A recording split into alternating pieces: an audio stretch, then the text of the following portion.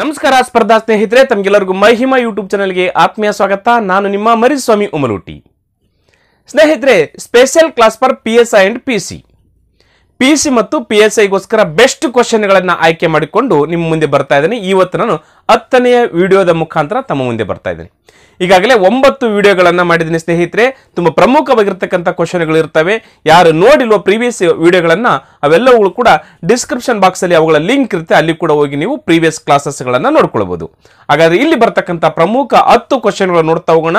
ನೋಡೋದಕ್ಕಿಂತ ಮುಂಚೆ ಈ ವಿಡಿಯೋನ ನೀವು ಕಂಪ್ಲೀಟ್ ಆಗಿ ನೋಡಿದ ಮೇಲೆ ಈ ವಿಡಿಯೋ ನಿಮಗೆ ಇಷ್ಟ ಆಯ್ತಂದ್ರೆ ದಯವಿಟ್ಟು ನಿಮ್ಮ ಸ್ನೇಹಿತರೊಂದಿಗೆ ಹಂಚಿಕೊಳ್ಳಿ ಅಂತ ಹೇಳ್ತಾ ತರಗತಿಯನ್ನು ಪ್ರಾರಂಭ ಮಾಡೋಣ. Question number 1.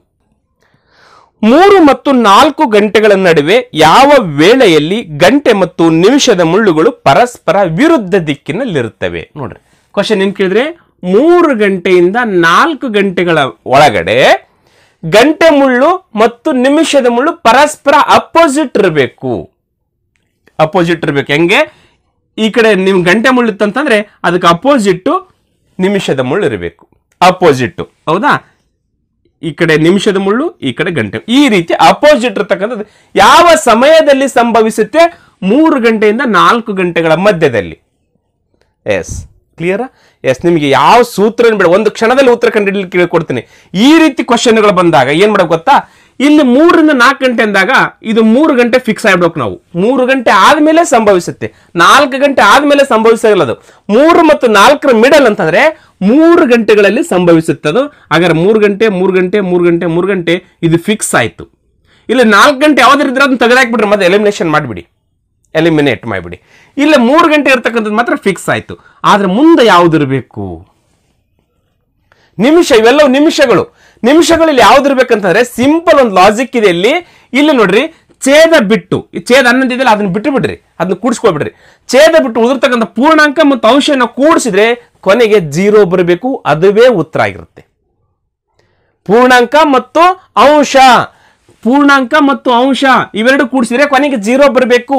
35 1 6 41 ಆಗುತ್ತೆ, ಕೊನೆಗೆ 0 ಬರಲ್ಲ. ಹಾಗಾದ್ರೆ ಇದು ಉತ್ತರ ಅಲ್ಲ. 34 34 ಆಗುತ್ತೆ, ಕೊನೆಗೆ 0 ಬರಲ್ಲ, 4 ಬರುತ್ತೆ, ಇದು ಕೂಡ ಉತ್ತರ ಅಲ್ಲ. 49 8 57 ಆಗುತ್ತೆ, ಇದು ಕೂಡ 0 ಬರಲ್ಲ. 49 1 50 0 ಬಂತ? 50 ಅಂತಂದ್ರೆ ದ ರೈಟ್ ಆನ್ಸರ್ 3 ಗಂಟೆ 49.1/11 ನಿಮಿಷದಲ್ಲಿ 3 ಮತ್ತು 4ರ ಮಧ್ಯೆ ಗಂಟೆ ಮುಳ್ಳು ಮತ್ತು ನಿಮಿಷದ ಮುಳ್ಳುಗಳು ಪರಸ್ಪರ ಅಪೋಸಿಟ್ ಇರ್ತವೆ. ಎಕ್ಸಾಮ್ ಅಲ್ಲಿ ಕೇಳಿದ್ರೆ ಇದೇ ರೀತಿ ಫಾಲೋ ಮಾಡಿಬಿಟ್ಟು ಒಂದು ಕ್ಷಣ ಸಾಕು ನಿಮ್ಗೆ ಉತ್ತರ ಸಿಗಕ್ಕೆ, ಹೌದಾ? ಇದನ್ನ ನಾವು ಈ ರೀತಿ ಮಾಡೋದ್ರಿಂದ ನಮ್ಗೆ ಈಸಿಯಾಗಿ ಉತ್ತರ ಸಿಕ್ಬಿಡುತ್ತೆ. ಒಂದ್ ವೇಳೆ ಸೂತ್ರ ಪ್ರಕಾರ ಮಾಡ್ಬೇಕಾಯ್ತು ಅಂತ ಸೂತ್ರ, ಸಿಂಪಲ್ ಸೂತ್ರದ 12/11 × m. ಈ ಸೂತ್ರ ಸಾಕು ನಮಗೆ. ಇಷ್ಟೇ ನೋಡ್ರಿ, 12/11 ಮಿನಿಟ್ಸ್. ನಮಗೆ ಯಾವುದಾದ್ರೂ ಕೇಳಿ, ಈಗ 4 ಗಂಟೆಯಿಂದ ಇಲ್ಲಿ ನೋಡ್ರಿ 3 ಮತ್ತು 4 ಅಂತಂದ್ರೆ ಇದು 3 ಇದು 4, ಹೌದಾ? ಇವೆರಡರ ಮಧ್ಯದಲ್ಲಿ ಸಂಭವಿಸಬೇಕಾದ. ಇವೆರಡರ ಮಧ್ಯದಲ್ಲಿ ಅಂತಂದ್ರೆ ಇಲ್ಲಿ ಗಂಟೆ ಮುಳ್ಳಿದಾಗ ನಿಮಿಷದ ಮುಳ್ಳು ಈ ಕಡೆ ಬಂದಿರುತ್ತೆ, ಹೌದಾ? ಈ ಕಡೆ ಅಪೋಸಿಟ್ ಇರುತ್ತೆ. ಅದಿರಲಿ. ಈಗ ನೋಡ್ರಿ, ನಿಮ್ಗೆ ಏನಂತ ಇದೆ ನಾನು, ಗಂಟೆ ಯಾವಾಗಲೂ 3 ಮತ್ತು 4ರ ಮಿಡಲ್ ಅಂತಾನೆ 3 ಗಂಟೆ ಫಿಕ್ಸ್. ಇದರಲ್ಲಿ ಏನು ಡೌಟ್ ಇಲ್ಲ ನಿಮಗೆ. ಈಗ 3 ಗಂಟೆ ಅಂದ್ರೆ 3 ಗಂಟೆ ಹಚ್ಕೊಂಡ್ಬಿಡ್ತೀರಿ. ಈಗ ನಮಗೆ ನಿಮಿಷದಲ್ಲಿ ಮಾತ್ರ ನೋಡಿ, ಇಷ್ಟು ನಿಮಿಷಗಳದಾವು, ಇನ್ನೂ ಇದಾವೆ. ನಿಮಿಷದಲ್ಲಿ ಮಾತ್ರ ನಮಗೆ ಕನ್ಫ್ಯೂಷನ್. ಈ ಸೂತ್ರ ಓಕೆ, 49 1 10 49 1 50 ಆಗ್ಬಿಡುತ್ತೆ, ಸಿಂಪಲ್ ಆಗಿ ಮಾಡಿಬಿಡ್ತೀರಿ, ಹೌದಾ? ಹಿಂಗೆ ಫಾಲೋ ಮಾಡಿ.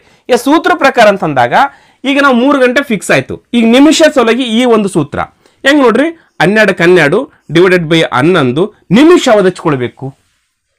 ನಿಮಿಷ ಅವಧಚ್ಕೊಳ್ಬೇಕಂದ್ರೆ ಇಲ್ಲಿ 3 ಗಂಟೆ ತಾನೆ, ಹಾಗಾದ್ರೆ 3 ಗಂಟೆ ಅಂದ್ರೆ ಇದು ತಾನೆ. ಹಾಗಾದ್ರೆ ಇದಕ್ಕೆ ಅಪೋಸಿಟ್ ಅಂತಂದ್ರೆ ಯಾವುದು? ನೋಡ್ರಿ, ಇದು 9 ಆಗುತ್ತೆ, ಹೌದಾ? 3 ಗಂಟೆ ಅಂತ ತೆಗೆದುಕೊಂಡ್ವಿ, 3 ಗಂಟೆಗೆ ಅಪೋಸಿಟ್ ಅಂತಂದ್ರೆ 9 ಆಗುತ್ತೆ, ಹೌದಾ? ಹಾಗಾದ್ರೆ 9 ಅಂದ್ರೆ ಎಷ್ಟು ನಿಮಿಷಗಳು? 45 ನಿಮಿಷಗಳು ತಾನೆ. ಹಾಗಾದ್ರೆ ಇಲ್ಲಿ 45 ಹಚ್ಕೊಂಡ್ಬಿಡ್ಬೇಕು. ಇಂಟು 45 ಎಷ್ಟು ಹಚ್ಕೊಳ್ಬೇಕು? 45. 45 ಹಂಗ ಇಲ್ಲಿ 3 ಗಂಟೆ ಅಂತ ತೆಗೆದುಕೊಂಡಿರ್ತೀವಿ ನಾವು 3. ಹಾಗಾದ್ರೆ 3ಕ್ಕೆ ಅಪೋಸಿಟ್ 9 ಇರುತ್ತೆ, 9 45. ಇಲ್ಲಿ 4 ಅಂತ, 4 ಮತ್ತು 5 ಗಂಟೆ ಅಂತ ಅಂದಾಗ 4ರ ಅಪೋಸಿಟ್ ಯಾವ್ದಿರುತ್ತೆ? 10 ಇರುತ್ತೆ. 10ಕ್ಕೆ 50 ನಿಮಿಷಗಳಂತ ಹಚ್ಕೊಳ್ಬೇಕು. ಕ್ಲಿಯರಾ? ಈಗ ನೋಡ್ರಿ, ಈಗ 11ಕ್ಕೆ 45 ಕ್ಯಾನ್ಸಲ್ ಮಾಡ್ಲಿಕ್ಕೆ ಬರಲ್ಲ, ಬಿಟ್ಬಿಡ್ರಿ. ಈಗ ನೋಡ್ರಿ, 45 2 90, 90ಕ್ಕೆ 0 ಕೈಲ ಬಂತು 9. 45 1 45 1 9 54 ಆಯ್ತು, /11 ಆಯ್ತಾ? ಈಗ ನೋಡ್ರಿ, ನಾವು ಪೂರ್ಣಾಂಕದಲ್ಲಿ ಹಚ್ಚಬೇಕಾ 11 ಈಗ 11ರಿಂದ ಮಾಡ್ಬೇಕು 11ಕ್ಕೆ 11 11ರ ಮಧ್ಯೆ 44 ಬರತಾನೆ 54 ಬರತನಕಂತಂದ್ರೆ 11 4 44 54 ಇತ್ತು 44 ಹೋಯ್ತು ಎಷ್ಟು ಉಳಿತು 10 ಉಳಿತು 10 ಉಳಿದ್ರೆ ಎಷ್ಟಾಯ್ತದು 100 ಆಯ್ತು ಒಂದು 0 10 ಉಳಿತು ಮುಂದೆ ಒಂದು 0 100 ಆಯ್ತು ಹಾಗಾದ್ರೆ 11ರ ಮಧ್ಯೆ 100 ಬರತನಕಂತಂದ್ರೆ 11 9 99 ಎಷ್ಟು ಉಳಿತು 1 ಉಳಿತು 49 ಪೂರ್ಣಾಂಕ 1/11 ಮಿನಿಟ್ಸ್ ಬಂತಾ ಇದೆ ನೋಡ್ರಿ ಹಿಂಗೆ ನಾವು ಕಂಡುಹಿಡ್ಕೊಂಡ್ಬಿಟ್ರೆ ನಮ್ಮ ಉತ್ತರ ಸಿಕ್ಬಿಡುತ್ತೆ ಕ್ಲಿಯರ್ ಎಸ್ ಇದು ಅರ್ಥ ಆಯ್ತಾ ಅಂದ್ರೆ ಬೇಗ ನಿಮ್ಮ ಸ್ನೇಹಿತರೊಂದಿಗೆ ವಿಡಿಯೋನ ಹಂಚಿಕೊಡ್ರಿ ಅಂತ ಹೇಳ್ತಾ ಮುಂದಿನ ಕ್ವಶನ್ಗೆ ಹೋಗ್ತಾ ಇದ್ರಿ ಕ್ವಶನ್ ನಂಬರ್ 2 ಒಂದು ದಾಳವನ್ನ ಎಸೆದಾಗ ಸಮಸಂಖ್ಯೆ ಬೀಳುವ ಸಾಧ್ಯತೆಗಳು ಎಷ್ಟು ನೋಡ್ರಿ ಒಂದು ದಾಳ ಗೊತ್ತು ನಿಮಗೆ ದಾಳಕ್ಕೆ ಎಷ್ಟು ಮುಖಗಳು 6 ಮುಖಗಳು ಇರ್ತವೆ ಆ 6 ಮುಖಗಳು ಯಾವ್ಯಾವು 1 2 3 4 5 6 ಹೌದಾ 6 ಮುಖಗಳು ಇರ್ತವೆ ಇಲ್ಲಿ ನಾವು ಸಾಧ್ಯತೆಗಳು ಎಷ್ಟಂತ ಕೇಳಿದಾಗ ನಿಮ್ಗೆ ಒಂದು ಸಿಂಪಲ್ ಆಗಿ ಸೂತ್ರ ಹೇಳಿರ್ತೀನಿ ನಾನು ಕೆಳಗಡೆ ಟೋಟಲ್ ಪಾಸಿಬಿಲಿಟಿ ಮೇಲೆ ಫೇವರೇಬಲ್ ಪಾಸಿಬಿಲಿಟಿ ಈ ಒಂದು ಸೂತ್ರ ಮುಖಾಂತರ ನಾವು ಈಸಿಯಾಗಿ ಕಂಡುಹಿಡ್ಕೊಂಡ್ಬಿಡ್ಬೋದು ಟೋಟಲ್ ಪಾಸಿಬಿಲಿಟಿ ಅಂದ್ರೆ ಒಟ್ಟು ಸಾಧ್ಯತೆಗಳು ಎಷ್ಟು ಅದನ್ನ ಕೆಳಗಡೆ ಹಚ್ಕೊಳ್ತೀವಿ ಫೇವರೇಬಲ್ ಪಾಸಿಬಿಲಿಟಿ ಅವ್ರಿಗೆ ಏನು ಕ್ವಶನ್ ಕೇಳಿದ್ರೆ ಅವೇ ಎಷ್ಟು ಬಿಡ್ತಾವೆ ಅದು ಮೇಲೆ ಹಚ್ಕೊಳ್ಬೇಕಷ್ಟೇ ಈಗಿಲ್ಲೇ ಒಂದು ದಾಳವನ್ನು ಅಂತಂದಾಗ ಒಂದು ದಾಳಕ್ಕೆ ಎಷ್ಟು ಮುಖಗಳು 6 ಮುಖಗಳು ಅಂದ್ರೆ 6 ಮುಖಗಳು ಬಿಡ್ತಕ್ಕಂಥ ಸಾಧ್ಯತೆಗಳು ಇದಾವೆ ಹಾಗಾದ್ರೆ ಟೋಟಲ್ ಪಾಸಿಬಿಲಿಟಿ ಕೆಳಗಡೆ 6 ಹಚ್ಕೊಂಡ್ಬಿಡ್ತೀವಿ ಎಸ್ ಈಗ ಒಂದೇ ದಾಳ ಅಂತಂದ್ರೆ ಅವರು 2 ದಾಳ ಅಂತಂದ್ರೆ 6 ಸ್ಕ್ವಯರ್ ಇಂಥವು 2 ಬರ್ತದ್ದು 6 ಸ್ಕ್ವಯರ್ 36 ಅಂತ ಆಗ್ತಿತ್ತು ಎಸ್ ಈಗ ಅದ್ರದ್ದು ಮುಗೀತು ಈಗ ಸಮಸಂಖ್ಯೆಗಳು ಬೀಳ್ತಕ್ಕಂಥ ಸಾಧ್ಯತೆ ಕೇಳಿದ್ದಾರೆ ಸಮಸಂಖ್ಯೆಗಳು 6 ಟೋಟಲ್ ಪಾಸಿಬಿಲಿಟಿ 6 ಟೋಟಲ್ ಇಷ್ಟು ಯಾವುದು ಒಂದು ಬಿಡ್ಬೋದು ಅಷ್ಟರಲ್ಲಿ ಆದ್ರೆ ಅದರಲ್ಲಿ ಸಮಸಂಖ್ಯೆ ಬೀಳ್ತಕ್ಕಂಥದ್ದು ಕೇಳಿದ್ದಾರೆ ಸಮಸಂಖ್ಯೆ ಅಂದ್ರೆ ಇದರಲ್ಲಿ ಎಷ್ಟು ಸಮಸಂಖ್ಯೆ ಅದಾವು 1 2 3 ಸಮಸಂಖ್ಯೆಗಳದಾವು ಹಾಗಾದ್ರೆ 3 ಅಂದ್ರೆ 1 2 3 ಅಂದ್ರೆ ಮೇಲೆ ಫೇವರೇಬಲ್ ಪಾಸಿಬಿಲಿಟಿ ಎಷ್ಟು 3 ಚಾನ್ಸಸ್ ಅದ ಅಂದ್ರೆ ಒಟ್ಟು 6 ಚಾನ್ಸಸ್ ಅಲ್ಲಿ 3 ಚಾನ್ಸಸ್ಗಳು ಸಮಸಂಖ್ಯೆ ಬೀಳ್ತಕ್ಕಂಥ ಸಾಧ್ಯತೆಗಳಿದಾವೆ ಅದು ಬೆಸ ಸಂಖ್ಯೆ ಕೇಳಿದ್ರು ಕೂಡ 3 ಇರ್ತವೆ ಹಾಗಾದ್ರೆ ಇದ್ರ ಸಂಕ್ಷಿಪ್ತ ಮಾಡ್ಬೋದಲ್ಲ ಎಸ್ 3 1 3 3 2 6 ಹಾಗಾದ್ರೆ ಸಮಸಂಖ್ಯೆ ಒಂದು ದಾಳವನ್ನು ಎಸೆದಾಗ ಸಮಸಂಖ್ಯೆ ಬೀಳ್ತಕ್ಕಂಥ ಸಾಧ್ಯತೆಗಳು 1/2 ಇಸ್ ರೈಟ್ ಆನ್ಸರ್ ಎಕ್ಸಾಮ್ ಅಲ್ಲಿ ಕೇಳಬಹುದು ದಾಳಕ್ಕೆ ಸಂಬಂಧಿಸಿದಂತೆ ಕ್ಲಿಯರ್ ಅರ್ಥ ಆಯ್ತಿದು ಎಸ್ ನೆಕ್ಸ್ಟ್ ಕ್ವಶನ್ ನೋಡೋಣ ಕ್ವಶನ್ ನಂಬರ್ 3 8 ಜನ ಸ್ನೇಹಿತರು ABCDEFGH 8 ಜನ ಸ್ನೇಹಿತರು ಇದ್ದಾರೆ ಇಲ್ಲಿ ಹೌದಾ H ವರೆಗೂ ಸ್ನೇಹಿತರು ಇದ್ದಾರೆ ಇವರು ಒಂದು ವೃತ್ತಾಕಾರದ ಮೇಜಿನ ಸುತ್ತ ಕೇಂದ್ರಾಭಿಮುಖವಾಗಿ ಸಮಾನ ದೂರದಲ್ಲಿ ಸಮಾನ ಇದೇ ಕ್ರಮದಲ್ಲಿ ಕುಳಿತಿದ್ದಾರೆ ನೋಡ್ರಿ ಇದು ಮೇನ್ ಇದೇ ಕ್ರಮದಲ್ಲಿ ಕುಳಿತಾರೆ ABCDEFGH ಅಂತ ಇದೇ ಕ್ರಮದಲ್ಲಿ ಕುಂತ್ಕೊಂಡಿದ್ದಾರೆ ಕ್ರಮ ಏನು ಬದಲಾವಣೆ ಆಗಿಲ್ಲ ಆದ್ರೆ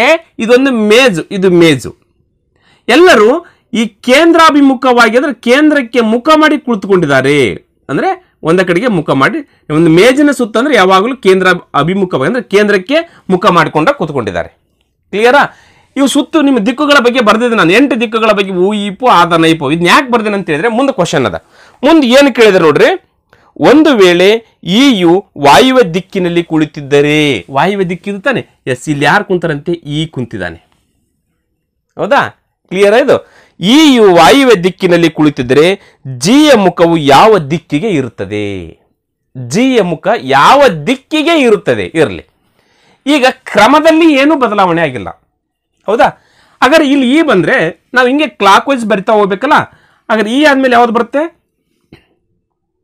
ಎಫ್ ಇಲ್ಲಿ ಕುಂತಿರ್ತಾನೆ ಎಫ್ ಆದ್ಮೇಲೆ ಜಿ ಇಲ್ಲಿ ಕುಂತಿರ್ತಾನೆ ಜಿ ಆದ್ಮೇಲೆ ಎಚ್ ಆಮೇಲೆ ಇಲ್ಲಿ ಎ ಇಲ್ಲಿ ಬಿ ಇಲ್ಲಿ ಸಿ ಇಲ್ಲಿ ಡಿ ಇ ಎಫ್ ಜಿ ಇದೇ ಕ್ರಮದಲ್ಲಿ ಕೂತ್ಕೊಂಡಿದ್ದಾರೆ ಅವ್ರು ಹೇಳಿದ್ರೆ ABCDEFGH ABCDEFGH ಆಮೇಲೆ ಏನಂತಿದ್ರೆ ಇಯು ವಾಯುವ್ಯದಲ್ಲಿ ಕುಳಿತಿದ್ದಾನೆ ಬಟ್ ಅವನು ಯಾವ್ದು ಕಡೆಗೆ ಮುಖ ಮಾಡಿದ್ರೆ ಈ ಕಡೆ ಮುಖ ಮಾಡಿದಾನೆ ಈ ಕಡೆ ಯಾವ ದಿಕ್ಕಿದು ಆಗ್ನೇಯ ದಿಕ್ಕಿನ ಕಡೆಗೆ ಮುಖ ಮಾಡಿದ್ದಾನೆ ಹೌದಾ ಕ್ವಶನ್ ಏನು ಕೇಳಿದರೆ ಇಲ್ಲಿ ಜಿಯ ಮುಖವು ಯಾವ ದಿಕ್ಕಿಗೆ ಇರ್ತದೆ ಜಿ ಎಲ್ಲಿದ್ದಾನೆ ಎಸ್ ಜಿ ಇಲ್ಲಿದ್ದಾನೆ ಜಿ ಈಶಾನ್ಯದಲ್ಲಿ ಕುಂತಿದ್ದಾನೆ ಅವನು ಬಟ್ ಅವನು ಕೇಂದ್ರಕ್ಕೆ ಮುಖ ಮಾಡಿ ಕುಂತಿದ್ದಾನೆ ಹಾಗಾದ್ರೆ ಕೇಂದ್ರಕ್ಕೆ ಅಂದ್ರೆ ಯಾವ ಕಡೆಗೆ ನೈಋತ್ಯ ದಿಕ್ಕಿಗೆ ಮುಖ ಮಾಡಿ ಕುಳಿತಿದ್ದಾನೆ ದ ರೈಟ್ ಆನ್ಸರ್ ಇಸ್ ಇದ್ಯಾವ ದಿಕ್ಕು ನೈಋತ್ಯ ದಿಕ್ಕಿಗೆ ಕುಳಿತಿದ್ದಾನೆ ನೋಡ್ರಿ ಇಷ್ಟು ಈಸಿಯಾಗಿ ನಾವು ಮಾಡ್ಕೊಳ್ಳೋದು ತುಂಬಾ ಈಸಿ ಕ್ವಶನ್ ಅಥವಾ ಜಿಯ ವಿರುದ್ಧ ಯಾರು ಕುಳಿತಿದ್ದಾರೆ ಅಂತ ಕ್ವಶನ್ ಕೇಳಬಹುದು ಜಿ ಯ ವಿರುದ್ಧ ಯಾರು ಕುಳಿತಿದ್ದಾರೆ ಅಂದ್ರೆ ಜಿ ಯ ವಿರುದ್ಧ ಸಿ ಕುಳಿತುಕೊಂಡಿದ್ದಾನೆ, ಅವನು ನೈಋತ್ಯದಲ್ಲಿದ್ದಾನೆ, ಇವನು ನೈಋತ್ಯದ ಕಡೆಗೆ ಮುಖ ಮಾಡಿದ್ದಾನೆ. ಕ್ವಶನ್ ಹೆಂಗಾದ್ರೂ ಕೇಳ್ತಾರೆ. ಹಾಗಾದ್ರೆ ಎ ಯು ಯಾವ ದಿಕ್ಕಿನಲ್ಲಿ ಕುಳಿತಿದ್ದಾನೆ? ಎ ಯು ಆಗ್ನೇಯ ದಿಕ್ಕಿನಲ್ಲಿ ಕುಳಿತಿದ್ದಾನೆ. ಅಥವಾ ಪಶ್ಚಿಮದಲ್ಲಿ ಯಾರು ಕುಳಿತಿದ್ದಾರೆ? ಡಿ ಯು ಕುಳಿತಿದ್ದಾರೆ. ಹಾಗಾದ್ರೆ ಡಿ ಗೆ ಅಭಿಮುಖವಾಗಿ ಯಾರು ಕುಳಿತಿದ್ದಾರೆ? ಎಚ್ ಕುಳಿತಿದ್ದಾನೆ. ಕ್ವಶನ್ ಹೆಂಗಾದ್ರೂ ಕೇಳಬಹುದು. ಹೌದಾ? ಎಸ್, ಇದು ಅರ್ಥ ಆಯ್ತು. ಎಸ್, ಮುಂದಿನ ಕ್ವಶನ್ಗೆ ಹೋಗೋದಾ? Yes, question number 4. A plus B ಅಂದ್ರೆ ಎ ಯು ಬಿ ಯ ತಾಯಿ, ಎ ಮೈನಸ್ ಬಿ ಅಂದ್ರೆ ಎ ಯು ಬಿ ಯ ಪತ್ನಿ, ಎ ಇಂಟು ಬಿ ಅಂದ್ರೆ ಎ ಯು ಬಿ ಯ ಸಹೋದರ, ಎ ಬಾಗ್ಲೆ ಬಿ ಅಂದ್ರೆ ಎ ಯು ಬಿ ಯ ಪತ್ನಿ. ಇವು ಸಂಕೇತ ಕೊಟ್ಟಿದ್ದಾರೆ. ಸಂಕೇತ ಕೊಟ್ಟು ಕ್ವಶನ್ ಏನ್ ಕೇಳಿದಾರೆ ನೋಡ್ರಿ. ಎ ಬಿ ಬಾಗ್ಲೆ V plus Q minus J into M plus U is equal to, ಅಂದ್ರೆ ಇದು ಒಂದು ಸಂಬಂಧ ಕೊಟ್ಟು ಇಲ್ಲಿ ಕ್ವಶನ್ ಏನ್ ಕೇಳಿದ್ರೆ ಬಿ ಯು ಜೆಗೆ ಏನಾಗಬೇಕು ನೋಡ್ರಿ. ಬಿ ಯು ಜೆಗೆ ಏನಾಗಬೇಕಂತ ಕ್ವಶನ್ ಕೇಳಿದ್ದಾರೆ. ಮಾಡ್ತೀರಾ? ಎಸ್, ನೀವು ಮಾಡ್ಬೇಕಂತಂದ್ರೆ ವಿಡಿಯೋನ ಪಾಸ್ ಮಾಡಿಕೊಂಡು ನೀವು ಲೆಕ್ಕಗಳನ್ನು ಮಾಡ್ಕೊಳ್ಬಹುದು. Yes, simple. ಅವರು ಸಂಕೇತಗಳನ್ನ ಕೊಟ್ಟು ಬಿಟ್ಟಿದ್ದಾರೆ. ಆ ಸಂಕೇತಗಳ ಪ್ರಕಾರ ಇಲ್ಲಿರ್ತಕ್ಕಂಥ ಸಂಬಂಧಗಳನ್ನ ಬಿಡಿಸ್ತಾ ಹೋಗ್ಬೇಕು. ಸಿಂಪಲ್ ಆಗಿ ಸಿಕ್ಬಿಡುತ್ತೆ. ಇಲ್ಲಿ ನೋಡ್ರಿ, ಮೊದಲು ಏನದ? ಬಿ ಬಾಗ್ಲೆ ವಿ ಅದ. ಬಿ ಬಾಗ್ಲೆ ವಿ ಅಂತಂದ್ರೆ ಇಲ್ಲಿ ಎ ಬಾಗ್ಲೆ ಬಿ ಇದೆ ನೋಡ್ರಿ. ಎ ಬಾಗ್ಲೆ ಬಿ ಅಂತಂದ್ರೆ ಎ ಯು ಬಿ ಯ ಪತಿ, ಎ ಯು ಬಿ ಯ ಪತಿ, ಇವನು ಪತಿ, ಇವನು ಗಂಡ, ಈಕಿ ಹೇಳಿತೆ ಅಂತ ಅರ್ಥ. ಹಾಗಾದ್ರೆ ಇಲ್ಲೇ ಬಿ ಯು ಯು ವಿ ಯನ ಪತಿ ಅಂದ್ರೆ ಇವರಿಬ್ಬರು ಗಂಡ ಹೆಂಡತಿ ಅಂತ ಅರ್ಥ ನೋಡ್ರಿ. ಹೌದಾ? ಇದೇನು ಎ ಯು ಬಿ ಯ ಪತಿ ಅಂದ್ರೆ ಇಲ್ಲಿ ಬಿ ಯು ವಿ ಯ ಪತಿ ಅಂತ ಅರ್ಥ. ಇದಕ್ಕೆ ನಾನು ನಿಮ್ಗೆ ಚೌಕ್, ಗಂಡು ಮಕ್ಕಳಿದ್ರೆ ಚೌಕ್ ಅಂತ ಹಾಕ್ತೀವಿ, ಹಾಕಬೇಕು, ನಿಮಗೆ ಅನುಕೂಲ ಆಗುತ್ತೆ. ಮತ್ತೆ ಈ ರೀತಿ 2 ಲೈನ್ ಹಾಕೊಂಡು ಆ ಕಡೆ ಒಂದು ಯಾರೋ ಮಾರ್ಕ್, ಈ ಕಡೆ ಒಂದು ಯಾರೋ ಮಾರ್ಕ್ ಹಾಕೊಂಡು ಈ ಕಡೆ ಹೆಂಡತಿ ಯಾರು? ವಿ ನೋಡ್ರಿ. ಈಕೇನು ಗಂಡ ಹೆಂಡತಿ ಇವರಿಬ್ರು. ಹೌದಾ? ಬಿ ಯು ವಿ ಯ ಪತಿ. ಮುಗಿತಾ? ಇದು ಕ್ಲಿಯರ್ ಆಯ್ತಾ ಇಲ್ಲಿಗೆ? ಎಸ್. ಈಗ ನೆಕ್ಸ್ಟ್ ಇವೆರಡಕ್ಕೆ ಬರಬೇಕು. ಇಲ್ಲಿ ಏನಂತ? ವಿ ಪ್ಲಸ್ ಕ್ಯೂ ಅದ. ಪ್ಲಸ್ ಐತ್ ನೋಡ್ರಿ. ವಿ ಪ್ಲಸ್ ಕ್ಯೂ ಅಂತಂದ್ರೆ ಎ ಯು ಬಿ ಯ ತಾಯಿ. ಹಾಗಾದ್ರೆ ವಿ ಯು ಕ್ಯೂ ಅನ್ನ ತಾಯಿ, ಕ್ಯೂ ಅನ್ನ ತಾಯಿ. ಹಾಗಾದ್ರೆ ಕ್ಯೂ ಕೆಳಗೆ ಬಂತು, ಕ್ಯೂ ಅನ್ನ ತಾಯಿ. ಬಟ್ ಇದು ಮಗಳರಿರ್ಬೋದು, ಮಗರಿರ್ಬೋದು. ಒಟ್ಟು ಈಕೇನಾಗಬೇಕು? ಕ್ಯೂಗೆ ತಾಯಿ ಆಗಬೇಕು, ಇವನು ತಂದೆ ಆಗ್ತಾನೆ. ಹೌದಾ? ಎಸ್. ಈಗ ಇವೆರಡಕ್ಕೆ ಬರಬೇಕು. ಕ್ಯೂ ಮತ್ತು ಜೆ. ಮೈನಸ್ ಅದ. ಮೈನಸ್ ಅಂದ್ರ ಪತ್ನಿ. ಎ ಯು ಬಿ ಯ ಪತ್ನಿ ಅಂತ ಅದ. ಹಾಗಾದ್ರೆ ಇಲ್ಲಿ ಕ್ಯೂ ಜೇನ ಪತ್ನಿ, ಕ್ಯೂ ಜೇನ ಪತ್ನಿ. ಕ್ಯೂ ಪತ್ನಿ ಅಂದ್ರೆ ಈಕೆ ಲೇಡಿ ಆದ್ಲು. ಹಾಗಾದ್ರೆ ಹಿಂಗಾಯ್ತು. ಈಕೆ ಯಾರ ಹೆಂಡತಿ? ಜೇನ ಹೆಂಡತಂತೆ. ಹಾಗಾದ್ರೆ ಜೇನ ಹೆಂಡತಿ ಅಂತಂದಾಗ 2 ಲೈನ್ ಹಿಂಗ ಹಾಕೊಂಡು, ಅಂದ್ರೆ ಇವರಿಬ್ಬರದ್ದು ಏನು ತೋರಿಸಿದೆ? ಗಂಡ ಹೆಂಡತಿ ಸಂಬಂಧವನ್ನ ತೋರಿಸುತ್ತೆ. ಇದು ಜೆ ಆಯ್ತು. ಇವನು ಗಂಡು ಮಗ ಆಗಿರೋದ್ರೆ ನಾವು ಹಿಂಗ ಹಾಕಿದ್ವಿ. ಕ್ಲಿಯರ್ ಆಯ್ತಾ? ನೋಡ್ರಿ, ಈಗ ಇಲ್ಲೇ ನೋಡ್ರಿ, ಗೊತ್ತಾಗ್ಬಿಡುತ್ತೆ ನಿಮಗೆ. ನೀವು ಮುಂದೆ ಹೋಗೋದೇ ಬೇಕಾಗಿಲ್ಲ, ಇಲ್ಲೇ ಕ್ಲಿಯರ್. ನಾವು ಇದಷ್ಟು ಬಿಡಿಸೋಂತ ಅವಶ್ಯಕತೆ ಇಲ್ಲ ಈಗ. ಯಾಕಂತ ಕೇಳ್ರಿ, ಅವ್ರ ಕ್ವಶನ್ ಕೇಳಿದ್ರೆ ಬಿ ಯು ಜೆಗೆ ಏನಾಗಬೇಕಂತ ಕ್ವಶನ್ ಇಲ್ಲಿ ಬಂದ್ಬಿಡ್ತೀವಿ. ಬಿನು ಬಂತು, ಜೇನ ಬಂತು. ಇವರಿಬ್ರು ಗಂಡ ಹೆಂಡತಿ. ಇವಳ ತಾಯಿ ವಿ. ಹಾಗಾದ್ರೆ ಹೆಂಡತಿಯ ತಾಯಿ ಏನಾಗ್ತಾಳೆ? ಅತ್ತೆ ಆಗ್ತಾಳೆ. ಇವರಿಬ್ರು ಗಂಡ ಹೆಂಡತಿ. ಹಾಗಾದ್ರೆ ಹೆಂಡತಿಯ ತಂದೆ ಮತ್ತು ತಾಯಿ ಇವರಿಬ್ರು. ಹಾಗಾದ್ರೆ ಹೆಂಡತಿಯ ತಂದೆ ಏನಾಗ್ತಾನೆ? ಮಾವ ಆಗ್ತಾನೆ. ಹೆಂಡತಿಯ ತಾಯಿ ಏನಾಗ್ತಾಳೆ? ಅತ್ತೆ ಆಗ್ತಾಳೆ. ಬಟ್ ಅವ್ರ ಕ್ವಶನ್ ಕೇಳಿರ್ತಕ್ಕಂಥದ್ದು ಬಿ ಯು ಜೆಗೆ ಏನಾಗಬೇಕಂದಾಗ ಜೆಯ ಹೆಂಡತಿಯ ತಂದೆ ಅವನು. ಹಾಗಾದ್ರೆ ಮಾವ ಈಸ್ ರೈಟ್ ಆನ್ಸರ್. ಮುಂದೆ ನೋಡಕ್ಕೆ ಹೋಗ್ಬಿಡಿ. ರೈಟ್ ಆನ್ಸರ್ ಏನು? ಮಾವ ಆಗ್ತಾನೆ. ಕ್ಲಿಯರ್? ಆದ್ರೂ ಕೂಡ ಕರೆಕ್ಟ್ ಇಲ್ಲಿ ಮುಗೀತು ನಮಗೆ. ಆದ್ರೂ ಕೂಡ ನಾವು ಇವಾಗ ಇದನ್ನ ಮುಂದೆ ಬಿಡಿಸೋಣ. ಈಗ ಜೆ ಇಂಟು ಎಂ. ಇಂಟು ಅಂದ್ರೆ ಸಹೋದರ ನೋಡ್ರಿ. ಎ ಯು ಬಿ ಯ ಸಹೋದರ. ಹಾಗಾದ್ರೆ ಈ ಜೆ ಯ ಸಹೋದರ ಯಾರಂತೆ? ಎಂ ಅಂತೆ. ಹಿಂಗೊಂದ್ ಲೈನ್ ಹಾಕೊಂಡು ಇಲ್ಲಿ ಎಂ ಬರ್ಕೊಂಡ್ಬಿಡ್ರಿ. ಇವನು ಸಹೋದರ. ಈ ಹುಡುಗಿರ್ಬೋದು ಅಥವಾ ಗಂಡ ಮಗ ಗೊತ್ತಿಲ್ಲ. ಈಗ ಇಲ್ಲಿ ಮತ್ತೆ ಪ್ಲಸ್ ಇದೆ ನೋಡ್ರಿ. ಎಂ ಪ್ಲಸ್ ಯು ನೋಡ್ರಿ. ಎಂ ಪ್ಲಸ್ ಯು ಅಂತಂದ್ರೆ ಎಮ್ಮು ಎ ಯು ಬಿ ಯ ತಾಯಿ. ಇಲ್ಲಿ ಎಮ್ಮು ಯು ಅನ್ನ ತಾಯಿ. ತಾಯಿ ಅಂದಾಗ ಈಕಿ ಲೇಡಿ ಆದ್ಲು. ಈಕಿ ಯಾರ ತಾಯಿ ಅಂತೆ? ವಿ ಯು ಅನ್ನ ತಾಯಿ. ಇಷ್ಟು ಬಂದು ನಿಂತು. ಇದು ಗಣಮಗ ಅಥವಾ ಹೆಣ್ಮಗ ಗೊತ್ತಿಲ್ಲ, ನಮ್ಗೆ ಯು ಅನ್ನ ತಾಯಿ. ಇದು ಇವ್ರು ಕೊಟ್ಟಿರ್ತಕ್ಕಂಥ ಸಂಬಂಧದ ಪ್ರಕಾರ ಬಿಡಿಸಿದಾಗ ಇಷ್ಟು ದೊಡ್ಡದು ವಂಶವೃಕ್ಷ ಬಂತು. ಹೌದಾ? ಎಸ್. ನಮಗೆ ಕ್ವಶನ್ ಬೇಕಾಗಿರೋದು ಏನೀಗ? ಬಿ ಯು ಜೆಗೆ ಏನಾಗಬೇಕಂದಾಗ ಜೆಯ ಹೆಂಡತೆಯ ತಂದೆ ಬಿ ಆಗ್ತಾರೆ. ಮಾವ ಇಸ್ ರೈಟ್ ಆನ್ಸರ್. ಈ ಕಡೆ ಬೇಕಾಗಿಲ್ಲ. ಬಟ್ ನಮ್ಗೆ ಇಲ್ಲಿದ್ದ ಕ್ವಶನ್ ಬಂದಾಗ ನೋಡ್ರಿ, ಇವರಿಬ್ರು ಅಣ್ಣ ತಂಗಿ ಆಗ್ತಾರೆ. ಸಹೋದರ. ಇವನ ಅಣ್ಣ, ಇವ್ ತಂಗಿ. ಈಕೇನಾಗ್ತಾಳೆ? ಎಮ್ಮಿಗೆ ಏನಾಗಬೇಕಂದಾಗ ತನ್ನ ಗಂಡನ ತನ್ನ ಸಹೋದರನ ಹೆಂಡತಿ. ನಾದಿನಿ ಅಂತ ಬರ್ತಾರಲ್ಲ. ಎಸ್ ನೋಡ್ರಿ, ಈಕೆಯ ಸಹೋದರ ಜೇನ ಹೆಂಡತಿ ಆಗ್ತಾಳೆ. ಹೌದಾ? ನೆಕ್ಸ್ಟ್ ಇಲ್ಲಿ ನೋಡಿ, ಇವನಿಗೆ ಏನಾಗ್ತಾನೆ, ಇವನು ಈಕಿ ತನ್ನ ಅಕ್ಕ ಅಥವಾ ಸಹೋದರಿಯ ಮಗ ಅಥವಾ ಮಗಳು. ಹೌದಾ? ಸೋದರ ಹೆಣ್ಮಗಳಿದ್ರೆ ಸೋದರ ಸೊಸೆ ಆಗ್ತಾಳೆ, ಗಂಡ ಮಗಿದ್ರೆ ಸೋದರಳಿಯ ಆಗ್ತಾನೆ. ಕ್ಲಿಯರ್? ಎಸ್, ನಮ್ಗೆ ಇದಷ್ಟಲ್ಲಿ ಬೇಡ. ಅವ್ರು ಕೇಳ್ತಕ್ಕಂಥ ಕ್ವಶನ್ ಬಿ ಯು ಜೆಗೆ ಏನಾಗಬೇಕಂದಾಗ ಜೆಗೆ ಮಾವ is right answer. Clear? Yes, ಮುಂದಿನ ಕ್ವಶನ್ಗೆ ಹೋಗೋದಾ? Question number 5. ಒಂದು ರೈಲು 72 ಕಿಲೋಮೀಟರ್ ಪರ್ ಅವರ್ ವೇಗದಲ್ಲಿ ಕ್ರಮಿಸುತ್ತಿದ್ದು 60 ಸೆಕೆಂಡ್ಗಳಲ್ಲಿ 180 ಮೀಟರ್ ಉದ್ದದ ಪ್ಲಾಟ್ಫಾರ್ಮ್ ಅನ್ನ ದಾಟಿದರೆ. ನೋಡ್ರಿ, 180 ಮೀಟರ್ ಉದ್ದದ ಪ್ಲಾಟ್ಫಾರ್ಮ್ ಅನ್ನ 60 ಸೆಕೆಂಡಿನಲ್ಲಿ ದಾಟುತ್ತೆ. ಸಿಂಪಲ್ ಹೇಳ್ತಾ ಇರ್ತೀನಿ ನಾನು ನಿಮಗೆ. ಇದು ಟ್ರೈನು, ಇದ್ರ ಉದ್ದ ಗೊತ್ತಿಲ್ಲ ನಮಗೆ ಎಕ್ಸ್. ಇದು 180 ಮೀಟರ್ ಉದ್ದದ ಒಂದು ಪ್ಲಾಟ್ಫಾರ್ಮ್ ಇದೆ. ಈ ಟ್ರೈನ್ 180 ಮೀಟರ್ ಉದ್ದದ ಪ್ಲಾಟ್ಫಾರ್ಮ್ ಅನ್ನ ದಾಟಬೇಕಾದ್ರೆ ಇಲ್ಲಿಂದ ಸ್ಟಾರ್ಟ್ ಆಯ್ತದ್ರ ಜರ್ನಿ. ಹೌದಾ? ಹಿಂಗೆ ಹೋಯ್ತು, ಇಲ್ಲಿಗೆ ಬಂದು ನಿಂತಾಗ ದಾಟಲ್ಲ. ಕಂಪ್ಲೀಟ್ ಟ್ರೈನ್ ತನ್ನನ್ನು ತಾನು ಕೂಡ ದಾಟಬೇಕು. ಹಂಗಂದ್ರೆ ಟ್ರೈನಿನ ಉದ್ದ ಎಷ್ಟು, ಕಂಪ್ಲೀಟು ಆ ಟ್ರೈನು ಹಿಂಭಾಗ ಇಲ್ಲಿ ಬರಬೇಕು. ಹಾಗಾದ್ರೆ ಇಲ್ಲಿ ಇಷ್ಟು ದೂರ ಚಲಿಸ್ಬೇಕದು. ಹೌದು ತಾನೆ? ಟ್ರೈನು ಇಷ್ಟು ದೂರ ಚಲಿಸ್ಬೇಕಂದ್ರೆ 180 ಪ್ಲಸ್ ಎಕ್ಸ್ ಅಂದ್ರೆ ಟ್ರೈನಿನ ಉದ್ದ, ಪ್ಲಾಟ್ಫಾರ್ಮಿನ ಉದ್ದ ಪ್ಲಸ್ ಟ್ರೈನಿನ ಉದ್ದ ಏನಾಗುತ್ತೆ, ಒಟ್ಟು ಚಲಿಸಿದ ದೂರ ಆಗಿರುತ್ತೆ. ಇಲ್ಲಿದ್ದ ಇಲ್ಲಿಗೆ ಹೋಗಕ್ಕೆ ಎಷ್ಟು ನಿಮಿಷ ಅಂತೆ, ಎಷ್ಟು ಸೆಕೆಂಡ್ ಅಂತೆ, 60 ಸೆಕೆಂಡ್ ತೆಗೆದುಕೊಳ್ಳುತ್ತೆ. 60 ಸೆಕೆಂಡ್ ಟೈಮ್ ಅನ್ನ ತೆಗೆದುಕೊಳ್ಳುತ್ತೆ. ಹೌದಾ? ಇಲ್ಲಿ ಕ್ಲಿಯರ್ ಆಗಿ ಗೊತ್ತಾ ನಿಮಗೆ? ಟ್ರೈನಿನ ಉದ್ದ, ಇಲ್ಲಿ ಚಲಿಸಿದ ದೂರ ಎಷ್ಟಾಗಿರುತ್ತೆ, ಪ್ಲಾಟ್ಫಾರ್ಮ್ ಲೆಂತು ಅಥವಾ ಬ್ರಿಡ್ಜ್ ಲೆಂತು ಅಥವಾ ಸುರಂಗದ ಲೆಂತು ಅಥವಾ ನದಿಯ ಉದ್ದ ಕೇಳಿದಾಗ ಯಾವಾಗಲೂ ಟ್ರೈನಿನ ಉದ್ದದ ಜೊತೆಗೆ ಅದು ಸೇರ್ಕೊಳ್ಳುತ್ತೆ, ಪ್ಲಸ್ ಆಗುತ್ತೆ. ಹೌದಾ? ಪ್ಲಾಟ್ಫಾರ್ಮ್ ದಾಟಬೇಕಾದ್ರೆ ಕಂಪ್ಲೀಟು ಅದನ್ನು ದಾಟಬೇಕು, ತನ್ನನ್ನು ತಾನು ದಾಟಬೇಕು. ಸುರಂಗನ ದಾಟಬೇಕಾದ್ರೆ ಸುರಂಗನ ಕಂಪ್ಲೀಟ್ ದಾಟಬೇಕು ಮತ್ತು ತನ್ನನ್ನು ತಾನು ದಾಟಬೇಕು. ಅಂದ್ರೆ ಕಂಪ್ಲೀಟ್ ಚಲಿಸಿದ ದೂರ ಆಗುತ್ತೆ. ಇಲ್ಲೇ 180 ಮೀಟರ್ ಪ್ಲಾಟ್ಫಾರ್ಮ್ ಅನ್ನು ದಾಟಬೇಕು, ತನ್ನ ಲೆಂತ್ ಎಷ್ಟಿದೆ ಅಷ್ಟನ್ನು ದಾಟಬೇಕು. ಕ್ಲಿಯರಾ ಇದು? ಎಸ್, ಇದು ಟೈಪ್ 2 ಅಲ್ಲಿ ಹೇಳಿದೆ ನಾನು ಈ ರೀತಿ. ಆಮೇಲೆ ಮುಂದುವರೆದು ಏನಂತ ಕೇಳಿದರೆ, ಹಾಗಾದ್ರೆ ಒಂದು ರೈಲು ವಿದ್ಯುತ್ ಕಂಬವನ್ನು ದಾಟಲು ತೆಗೆದುಕೊಳ್ಳಬೇಕಾದ ಸಮಯ ಎಷ್ಟು ಅಂತ ಕ್ವಶನ್ ಕೇಳಿದ್ರೆ, ಇದು ಒಂದು ವಿದ್ಯುತ್ ಕಂಬ. ಹೌದಾ? ಇದು ವಿದ್ಯುತ್ ಕಂಬ. ವಿದ್ಯುತ್ ಕಂಬ ದಾಟಬೇಕಾದ್ರೆ ನೋಡ್ರಿ, ಇದು ಟ್ರೈನ್ 100 ಮೀಟರ್ ಇದೆ. ಹಾಗಾದ್ರೆ ಈ ವಿದ್ಯುತ್ ಕಂಬ ದಾಟಬೇಕಾದ್ರೆ ಎಷ್ಟು ದೂರ ಹೋಗ್ಬೇಕು, 100 ಮೀಟ್ರೇ ಹೋಗ್ಬೇಕು. ಹಂಗಂದ್ರೆ ಇಲ್ಲಿ ಚಲಿಸಿದ ದೂರ ಏನಾಗುತ್ತೆ, ಟ್ರೈನಿನ ಉದ್ದನೇ ಇಲ್ಲಿ ಚಲಿಸಿದ ದೂರ ಆಗಿರುತ್ತೆ. ಟ್ರೈನಿನ ಉದ್ದನೇ ಚಲಿಸಿದ ದೂರ ಆಗುತ್ತೆ. ಇದು ಬೇಸಿಕ್ ಆಗಿ ತಿಳ್ಕೊಳ್ಬೇಕಾಗಿರ್ತಕ್ಕಂಥ ವಿಷಯ. ಇಲ್ಲಿ ಏನೂ ಲೆಕ್ಕ ಮಾಡೋದು ಬೇಕಾಗಿಲ್ಲ. ನೋಡಿ, ಸಿಂಪಲ್ ಆಗಿ ಹೇಳ್ಕೊಡ್ತೀನಿ. ಇಲ್ಲಿ ನೋಡಿ, ಇಲ್ಲಿ ಸೆಕೆಂಡ್ ಅಲ್ಲ, ಇದು ಮೀಟರ್ ಪರ್ ಸೆಕೆಂಡಿಗೆ ಕನ್ವರ್ಟ್ ಮಾಡ್ಕೊಳ್ತೀರಿ. 72 metre per kilometre per hour ಅದನ್ನ ಮೀಟರ್ ಪರ್ ಸೆಕೆಂಡಿಗೆ ಕನ್ವರ್ಟ್ ಮಾಡ್ಕೊಂಡಾಗ ಎಷ್ಟಾಗುತ್ತೆ, 5 ಡಿವೈಡೆಡ್ ಬೈ 18 ಅಂತ ಗುಣಾಕಾರ ಮಾಡ್ತೀರಿ. 18 ಒಂದಲೆ 18 4 72, 4 5 20 ಮೀಟರ್ ಪರ್ ಸೆಕೆಂಡ್ ಆಯ್ತು. 1 ಸೆಕೆಂಡ್ಗೆ 20 ಮೀಟರ್. ನೋಡ್ರಿ, ಕ್ವಶನ್ ಏನು ಕೇಳಿದರೆ ಟ್ರೈನಿನ ಉದ್ದ ಕಂಡಿಡಿದೇ ಲೆಕ್ಕ ಮಾಡಬಹುದು ನಾವಿಲ್ಲಿ. ಹಾಗಾದ್ರೆ ಒಂದು ವಿದ್ಯುತ್ ಕಂಬವನ್ನು ದಾಟಬೇಕಾದ್ರೆ ಅದು ತೆಗೆದುಕೊಳ್ತಕ್ಕಂಥ ಸಮಯ ಎಷ್ಟು ಅಂತ ಕ್ವಶನ್ ಕೇಳಿದರೆ, ವಿದ್ಯುತ್ ಕಂಬವನ್ನು ದಾಟಬೇಕಾದ್ರೆ ತನ್ನನ್ನು ತಾನು ದಾಟಬೇಕು. ಇಲ್ಲಿ ಯಾವುದು ಬಂದು ಬರಲ್ಲ. ಇಲ್ಲಿ ಹೆಂಗೆ ಬ್ರಿಡ್ಜ್ ಅಂತ ಬಂತು, ಇಲ್ಲಿ ಬರಲ್ಲ. ತನ್ನನ್ನು ತಾನು ಮಾತ್ರ ದಾಟಬೇಕು. ಇಲ್ಲಿ ನೋಡ್ರಿ, ಇಲ್ಲಿ ಏನದ, ತನ್ನನ್ನು ತಾನೂ ಅದ ಮತ್ತು ಬ್ರಿಡ್ಜ್ ಲೆಂತ್ನೂ ಅದ. ನಾವು ಏನ್ ಮಾಡ್ಬೇಕಿಲ್ಲಿ, ತನ್ನನ್ನು ತಾನು ಮತ್ತು ಬ್ರಿಡ್ಜ್ ಲೆಂತ್ ಇದೆಯಲ್ಲ, ಬ್ರಿಡ್ಜ್ ಲೆಂತ್ ಮೈನಸ್ ಮಾಡಿಬಿಟ್ರೆ ತನ್ನನ್ನು ತಾನು ಲೆಂತ್ ಉಳಿದು ಬಿಡುತ್ತೆ. ಅದೇ ಉತ್ತರ ಇಲ್ಲಿ ಆಗುತ್ತೆ.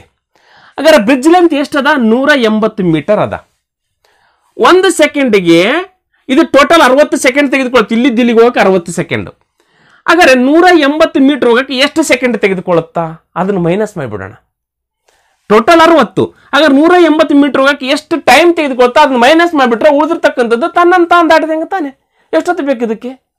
ಹಾಗಾದ್ರೆ 1 ಸೆಕೆಂಡ್ಗೆ 20 ನಿಮಿಷ ಅಂದ್ರೆ 180 ಮೀಟರ್ ಹೋಗಕ್ಕೆ ಎಷ್ಟಾಗುತ್ತೆ, 9 ಸೆಕೆಂಡ್ ಟೈಮ್ ತೆಗೆದುಕೊಳ್ಳುತ್ತೆ.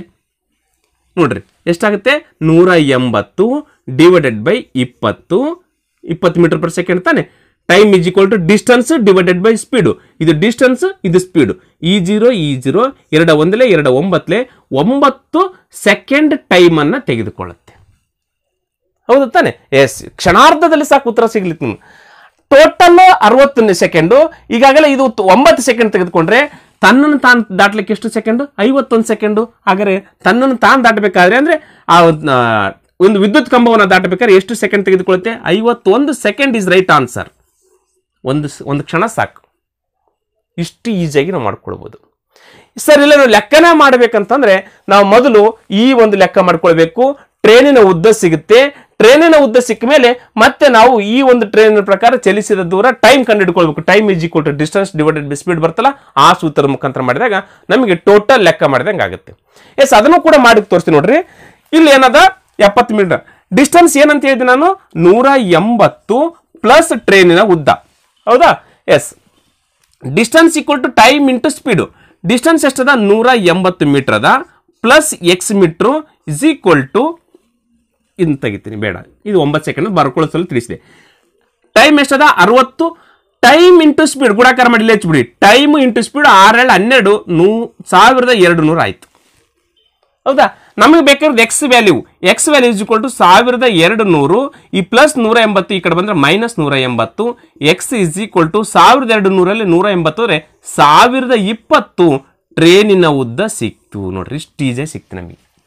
ಸ್ವಲ್ಪ ದೊಡ್ಡದಾಗಿ ಮಾಡಬೇಕು. ಇದಾದ್ರೆ ಸಿಂಪಲ್ ಆಗಿ ನಮ್ಗೆ ಉತ್ತರ ಗೊತ್ತಾಗ್ಬಿಡುತ್ತೆ. ಅಲ್ಲಿ 1020 ಮೀಟರ್ ಹೋಗ್ಲಿಕ್ಕೆ ಒಂದು ಸೆಕೆಂಡ್ಗೆ 20 ಮೀಟರ್ ಹೋದ್ರೆ 1020 ಮೀಟರ್ ಹೋಗ್ಲಿಕ್ಕೆ ಎಷ್ಟು ಸೆಕೆಂಡ್ ತೆಗೆದುಕೊಳ್ಳುತ್ತೆ? ಟೈಮ್ ಈಸ್ ಈಕ್ವಲ್ ಟು ಇದು ಡಿಸ್ಟೆನ್ಸ್, ಇದು ಸ್ಪೀಡ್. ಡಿಸ್ಟೆನ್ಸ್ ಎಷ್ಟದ 1020 ಡಿವೈಡೆಡ್ ಬೈ ಸ್ಪೀಡ್ ಎಷ್ಟದ 20 ಅದ. ನೋಡ್ರಿ, ಈ 0 ಕ್ಯಾನ್ಸಲ್, ಈ 0 ಕ್ಯಾನ್ಸಲ್. 2 1 2 5 10 2 ಉಳಿತು. 2 1 2 ನೋಡ್ರಿ 51 ಸೆಕೆಂಡ್ ಬಂತ. ಅದೇ 51 ಸೆಕೆಂಡ್ ಬಂತ. ನಾವು ಲೆಕ್ಕ ಮಾಡಿದ್ರೆ ಹಿಂಗೆ ಮಾಡಬೇಕು. ಕ್ಲಿಯರ್? ನಿಮ್ಗೆ ಗೊತ್ತಾಗಲ್ಲ ಅಂತ 2 ಹೇಳ್ತಾ ಇದ್ದೀನಿ. ಗೊತ್ತಾಯ್ತು? ಎಸ್, ಮುಂದಿನ ಕ್ವಶನ್ ಹೋಗೋದಾ? Yes, question number 6. ಒಂದು ದೋಣಿಯು 36 ಕಿಲೋಮೀಟರ್ ದೂರವನ್ನು ಪ್ರವಾಹದೊಂದಿಗೆ 3 ಗಂಟೆಗಳಲ್ಲಿ ಮತ್ತು 18 ಕಿಲೋಮೀಟರ್ ದೂರವನ್ನು ಪ್ರವಾಹದ ವಿರುದ್ಧ 3 ಗಂಟೆಗಳಲ್ಲಿ ಕ್ರಮಿಸುತ್ತದೆ. ಹಾಗಾದ್ರೆ ಪ್ರವಾಹದ ವೇಗವನ್ನ ಕಂಡು ಹಿಡಿಯಿರಿ. ನೋಡ್ರಿ, ಒಂದು ಪ್ರವಾಹದ ವೇಗ ಐತಿ. ಈ ಕಡೆ ಪ್ರವಾಹದ ವೇಗ, ಪ್ರವಾಹ ಹರಿತದೆ. ಎಷ್ಟು ಕಿಲೋಮೀಟರ್ ಅಲ್ಲಿ ಇರುತ್ತೆ ಗೊತ್ತಿಲ್ಲ.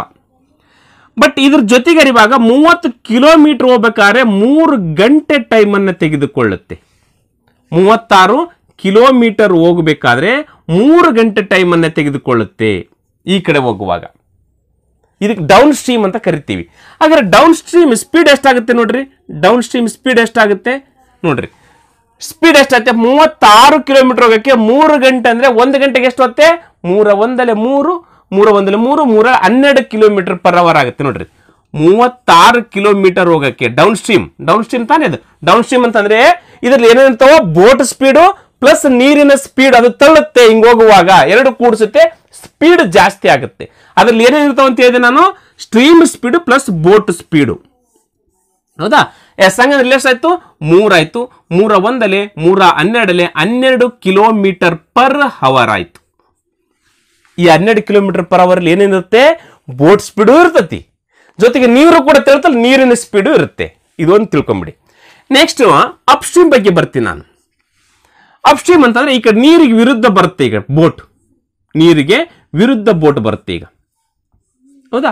ನೀರಿಗೆ ವಿರುದ್ಧ ಬರುವಾಗ 18 ಕಿಲೋಮೀಟರ್ ಬರಕ್ಕೆ 3 ಗಂಟೆ ಟೈಮ್ ಅನ್ನ ತೆಗೆದುಕೊಳ್ಳುತ್ತೆ. ಎಷ್ಟು? 18 ಕಿಲೋಮೀಟರ್ ಬರಕ್ಕೆ 3 ಗಂಟೆ ಸಮಯವನ್ನು ತೆಗೆದುಕೊಳ್ಳುತ್ತೆ. ಹಾಗಾದ್ರೆ ಅಪ್ ಸ್ಟ್ರೀಮ್ ಸ್ಪೀಡ್ ಎಷ್ಟಾಯ್ತು? 3 1 3 6 18 6 ಕಿಲೋಮೀಟರ್ ಪರ್ ಅವರ್ ಆಯ್ತು. ಇದರಲ್ಲಿ ಏನಿರ್ತತಿ? ಬೋಟ್ ಸ್ಪೀಡ್ ಇರುತ್ತೆ ಮತ್ತು ಮೈನಸ್ ಸ್ಟ್ರೀಮ್ ಸ್ಪೀಡ್ ಆಗಿರುತ್ತೆ. ಹೌದಾ? ಬೋಟ್ ಎಷ್ಟು ಬರುತ್ತೆ ಮತ್ತು ಸ್ಟ್ರೀಮ್ ಸ್ಪೀಡ್ ಇರುತ್ತಲ್ಲ, ಸ್ಟ್ರೀಮ್ ಸ್ಪೀಡ್ ಮೈನಸ್ ಆಗಿರುತ್ತೆ. ಯಾಕಂದ್ರೆ ಬೋಟ್ ಸ್ಪೀಡ್ ಅಲ್ಲಿ ಸ್ಟ್ರೀಮ್ ಸ್ಪೀಡ್ ಮೈನಸ್, ಯಾಕಂದ್ರೆ ತಳ್ಳು ಇರ್ತದೆ, ಅಪೋಸಿಟ್ ಅಲ್ಲ. ಎಸ್, ಇದರಲ್ಲಿ ಬೋಟ್ ಸ್ಪೀಡ್ ನಲ್ಲಿ ಮೈನಸ್ ಸ್ಟ್ರೀಮ್ ಸ್ಪೀಡ್ ಇರುತ್ತೆ. ಕ್ಲಿಯರ್? ಈಗ ಡೌನ್ ಸ್ಟ್ರೀಮ್ ಕೊಟ್ಟು ಗೊತ್ತಾಯ್ತು ಮತ್ತು ಸ್ಟ್ರೀಮ್ ಸ್ಪೀಡ್ ಗೊತ್ತಾಯ್ತು ಅಂದಿದೆ. ಅಪ್ ಸ್ಟ್ರೀಮ್ ಗೊತ್ತಾಯ್ತು ಅಂದಮೇಲೆ ಸಿಂಪಲ್ ಆಗಿ ಅವರು ಸ್ಪೀಡ್ ಆಫ್ ಬೋಟ್ ಕೇಳಿದ್ರೆ ಈಸಿಯಾಗಿ ಮಾಡ್ತೀವಿ ಮತ್ತು ಸ್ಪೀಡ್ ಆಫ್ ಸ್ಟ್ರೀಮ್ ಕೇಳಿದ್ರೆ ಈಸಿಯಾಗಿ ಮಾಡ್ಬೋದು. ಬೋಟ್ ಸ್ಪೀಡ್ ಕೇಳಿದ್ರೆ ಏನ್ ಮಾಡಬೇಕು? ಇವೆರಡನ್ನ ಕೂಡಿಸಿ ಡಿವೈಡೆಡ್ ಬೈ 2 ಮಾಡಬೇಕು. ಸ್ಟ್ರೀಮ್ ಸ್ಪೀಡ್ ಕೇಳಿದ್ರೆ ಇವೆರಡನ್ನ ಮೈನಸ್ ಮಾಡಿ ಸ್ಟ್ರೀಮ್ ಸ್ಪೀಡ್ ಡಿವೈಡೆಡ್ ಬೈ 2 ಮಾಡ್ಕೊಳ್ಬೇಕು. ಏನು? Down stream plus up stream divided by 2 ಯಾವಾಗ ಬೋಟ್ ಸ್ಟ್ರೀಮ್ ಕೇಳಿದಾಗ. ಅಪ್ ಸ್ಟ್ರೀಮ್ ಕೇಳಿದಾಗ down stream minus up stream divided by 2. Simple. ಈಗ ನೋಡ್ರಿ, down stream plus up stream, down stream plus up stream ಎಷ್ಟಾಯ್ತು? 18 ಆಯ್ತು. Divided by 2 ಅಂದಾಗ 2 1 2 9 is equal to 9 kilometre per hour. ಇದು boat speed ಆಯ್ತು. ಬೋಟಿನ ಸ್ಪೀಡ್ ಎಷ್ಟಾಯ್ತು? 9 ಆಯ್ತು. ಮುಂದೆ ಲೆಕ್ಕ ಮಾಡೋದು ಬೇಡ. ಇಲ್ಲಿ ನೋಡ್ರಿ, 12 ಕಿಲೋಮೀಟರ್ ಅಂತ ಹೇಳಿದ್ದೆ ನಾನು. ಇದರಲ್ಲಿ ಬೋಟ್ ಸ್ಪೀಡ್ ಇರುತ್ತೆ, ಸ್ಟ್ರೀಮ್ ಸ್ಪೀಡ್ ಇರುತ್ತೆ, ನೀರಿನ ಸ್ಪೀಡ್ ಇರುತ್ತೆ. ಬೋಟ್ 9 ಆದ್ರೆ ಇದು 12 ಆಗ್ಬೇಕಾದ್ರೆ ಸ್ಟ್ರೀಮ್ ಎಷ್ಟಿರುತ್ತೆ? 3 ಕಿಲೋಮೀಟರ್ ಇರ್ತದ. ನೀರಿನ ಹರಿವು ಎಷ್ಟಿರುತ್ತೆ? 3 ಕಿಲೋಮೀಟರ್. ಸಿಂಪಲ್. ಇಲ್ಲಿ ನೋಡ್ರಿ 3 ಬರ್ತಿಲ್ಲ ನೋಡ್ರಿ. Downstream minus upstream, downstream minus upstream. 12ರಲ್ಲಿ 6 ಹೋದ್ರೆ 6 ಡಿವೈಡೆಡ್ ಬೈ 2. 2 ಒಂದಲೇ 2 ಮೂರಲೆ ಬಂತ 3 ನೋಡ್ರಿ. 9 ಮತ್ತು 3 ಕೂಡಿಸಿದ್ರೆ 12 ಆಯ್ತು. 9ರಲ್ಲಿ 3 ಕಳೆದ್ರೆ 6 ಬಂತ. Yes, the right answer is, ಅವ್ರು ಕೇಳ್ತಕ್ಕಂಥ ಕ್ವಶನ್ಗೆ ಸ್ಟ್ರೀಮಿನ ಸ್ಪೀಡ್ ಕೇಳಿದ್ರೆ 3 kilometre per hour is right answer. Clear? Yes. Next question 7. ಕೇಂದ್ರ ಓ ಇರುವ ಒಂದು ವೃತ್ತವು 8 ಸೆಂಟಿಮೀಟರ್ ತ್ರಿಜ್ಯವನ್ನು ಹೊಂದಿರುವ ವೃತ್ತದಲ್ಲಿ ಎ ಬಿಯು 14 ಸೆಂಟಿಮೀಟರ್ ಉದ್ದದ ಜಾವಾಗಿದೆ. ಓ ಎಂ ಎ ಬಿಗೆ ಲಂಬವಾಗಿದ್ದರೆ ಓ ಎಂನ ಉದ್ದ ಎಷ್ಟು?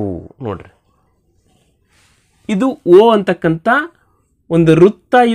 ಇದ್ರ ತ್ರಿಜ್ಯ ಎಷ್ಟು ಅಂತಂದ್ರೆ, ತ್ರಿಜ್ಯ ಅಂದ್ರೆ ಗೊತ್ತು ನಿಮಗೆ, ವೃತ್ತ ಕೇಂದ್ರದಿಂದ ಪರಿಧಿಯ ಮೇಲೆ ಎಳೆದಿರ್ತಕ್ಕಂಥ ಒಂದು ರೇಖೆಗೆ ನಾವು ತ್ರಿಜ್ಯ ಅಂತ ಕರಿತೀವಿ. ಇದ್ರ ತ್ರಿಜ್ಯ ಎಷ್ಟೈತೆ ಅಂತ ಹೇಳಿದರೆ 8 ಸೆಂಟಿಮೀಟರ್ ಇದೆ. ತ್ರಿಜ್ಯ 8 ಸೆಂಟಿಮೀಟರ್ ಇದೆ. ಎಸ್, ಮುಂದೆ ಏನಂತ ಹೇಳಿದ್ರೆ ಅವರು ತ್ರಿಜ್ಯವನ್ನು ಹೊಂದಿದೆ 14 ಸೆಂಟಿಮೀಟರ್ ಉದ್ದದ ಜಾ. ಜಾ ಅಂದ್ರೆ ಏನು?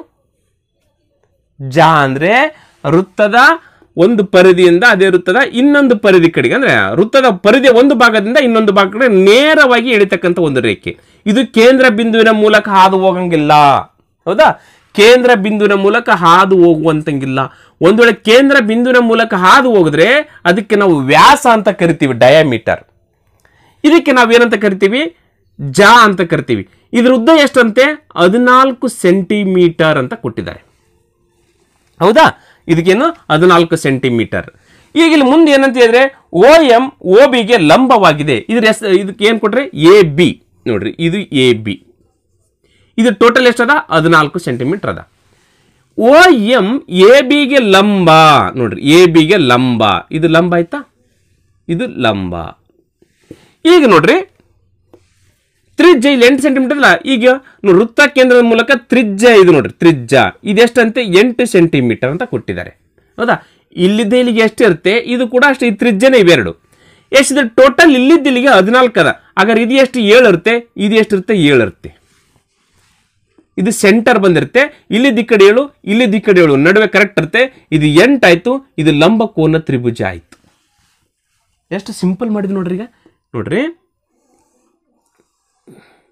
ಲಂಬಕೋನ ತ್ರಿಭುಜ. ಇದೇನು? ಲಂಬಕೋನ ತ್ರಿಭುಜ.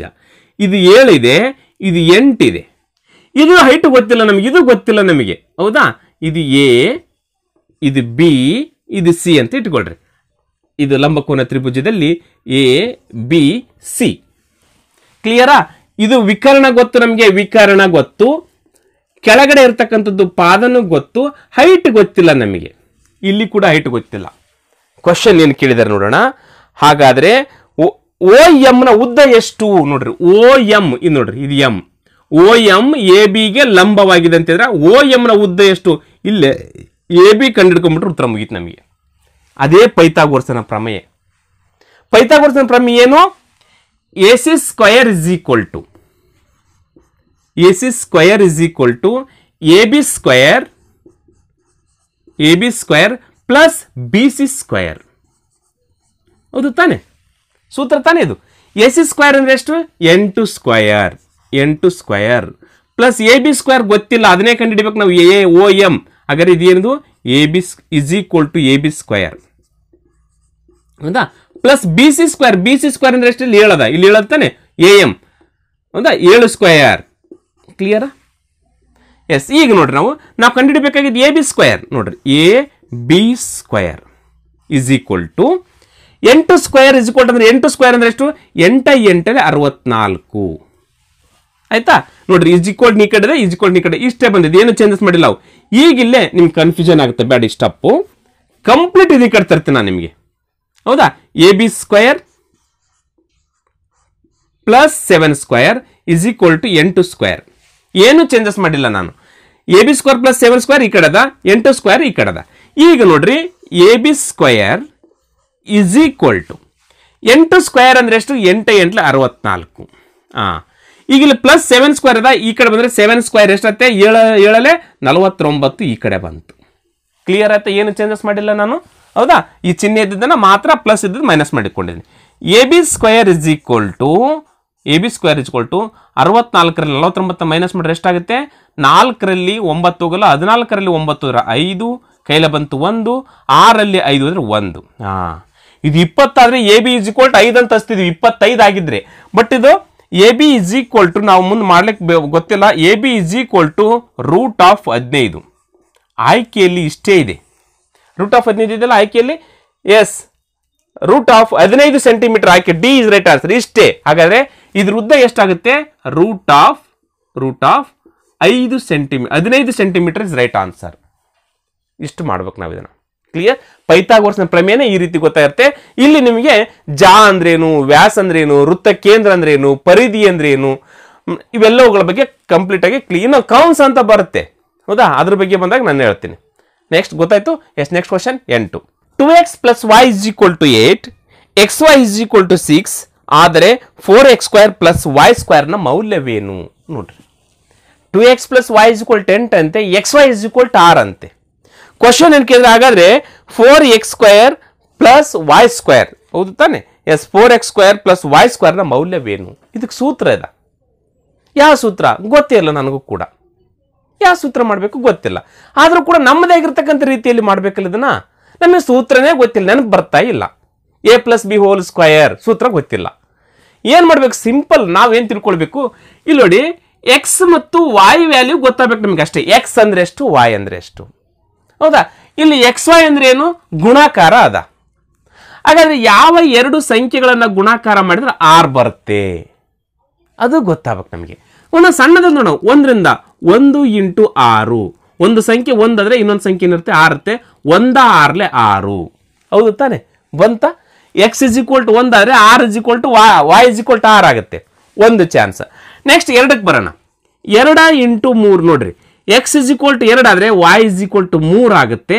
2 3ರಲ್ಲಿ 6 ಆಗುತ್ತೆ. ಕ್ಲಿಯರ್? ಇದು ಸೂತ್ರದಲ್ಲಿ ನಮ್ಮದೇ ರೀತಿಯಲ್ಲಿ ಮಾಡ್ತಕ್ಕಂಥದ್ದು. ಮುಂದೆ ಮತ್ತೆ ಅದೇ 3 2ರಲ್ಲಿ 6, 6 1ರಲ್ಲಿ 6 ಮುಗೀತು. ಇಷ್ಟೇ. Clear? S.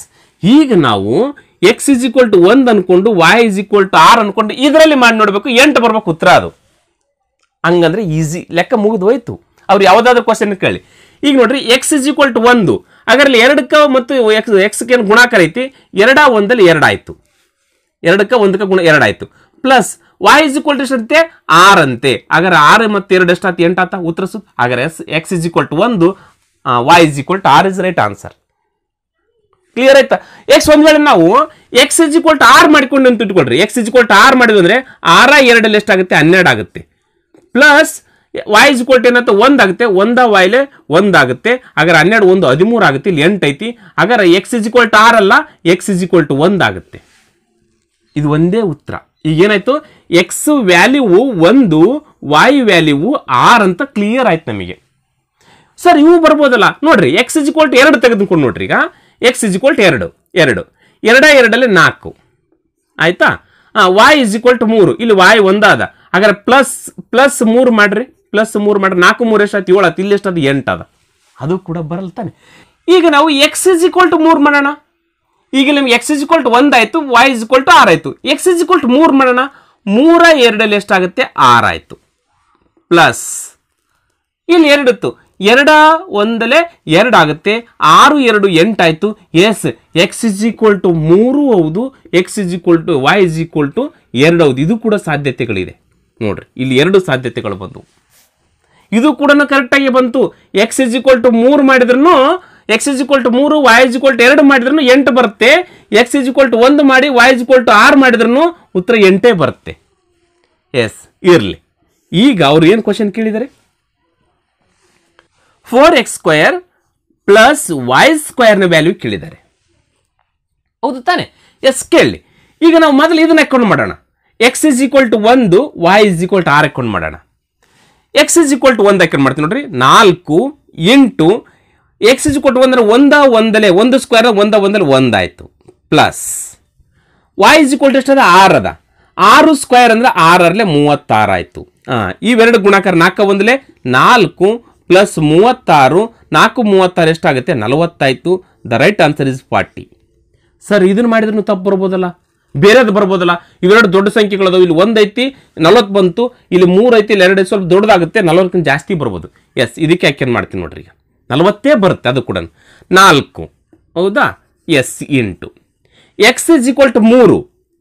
X is equal to 3 square ಅಂದರೆ 3 3 9 ಆಯ್ತು. Clear? Yes, plus y is equal to 2. Y is equal to 2 square ಅದ, 2 ಸ್ಕ್ವೇರ್ ಅಂದ್ರೆ 2 4. ಹೌದಾ? ಮೊದಲು ಗುಣಾಕಾರ ಮಾಡಿಕೊಳ್ಬೇಕು.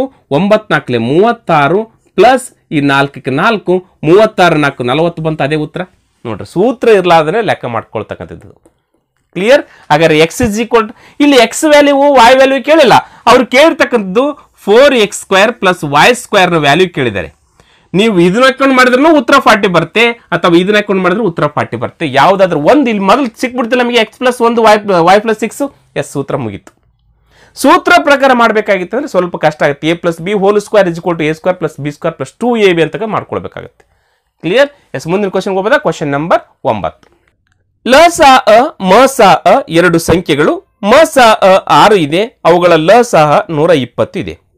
ಸಂಖ್ಯೆಗಳಲ್ಲಿ ಒಂದು ಸಂಖ್ಯೆ 20 ಇದ್ದರೆ ಮತ್ತೊಂದು ಸಂಖ್ಯೆ ಏನು?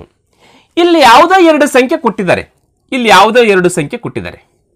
ಹೌದಾ? ಇಲ್ಲಿ ಯಾವುದೋ ಗೊತ್ತಿಲ್ಲ ನಮ್ಗೆ, 2 ಸಂಖ್ಯೆ ಕೊಟ್ಟಿದ್ದಾರೆ. ಆ 2 ಸಂಖ್ಯೆಗಳ LCM ಕೊಟ್ಟಿದ್ದಾರೆ ಮತ್ತು ಆ 2 ಸಂಖ್ಯೆಗಳ HCF ಮಸಾ ಕೊಟ್ಟಿದ್ದಾರೆ. ಈ 2 ಸಂಖ್ಯೆಗಳ ಲಸಾ ಕೊಟ್ಟಿದ್ದಾರೆ ಮತ್ತು ಈ 2 ಸಂಖ್ಯೆಗಳ ಮಸಾ ಕೊಟ್ಟಿದ್ದಾರೆ.